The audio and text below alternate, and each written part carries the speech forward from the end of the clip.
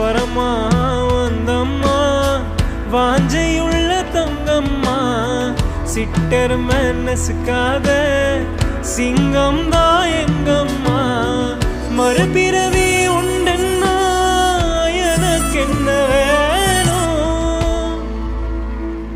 இந்த மகளுக்கும் தாய்க்கும் நான் மகனாக வேணும்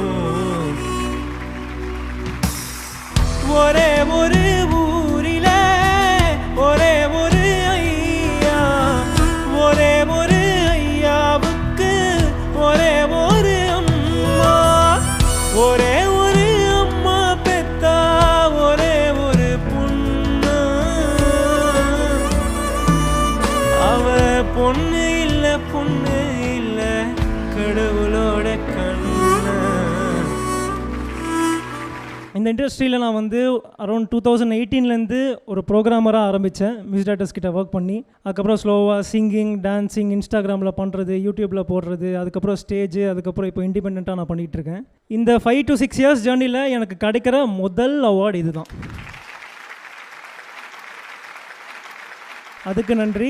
அண்ட் ரெண்டாவது என்னென்னா நான் என்ன தான் இந்த 6-7 years பண்ணியிருந்தாலுமே சரி எனக்கு ரெகக்னிஷன் வந்தது வந்து அந்த எங்கள் அப்பாவுடைய கான்சர்ட்டில் அந்த அர்ஜுனரி வில்லு பாட்டு பாடி தான்.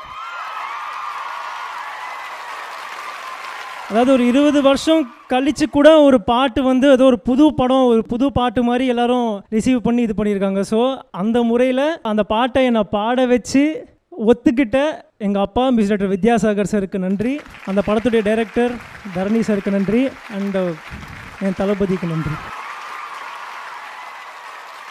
பட் எனிவே சார் பிஹைண்ட் வச்சு நான் ரொம்ப வருஷமாக ஃபாலோ பண்ணிகிட்ருக்கேன்.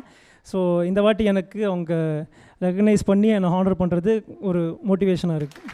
தேங்க்யூ. நீங்க விஜய் சாரோட பயங்கரமான ஃபேனும் சொன்னீங்க. ஸோ இப்போ வந்து இந்த டயலாக நீங்க வந்து இங்க ரிக்ரியேட் பேசணுமா?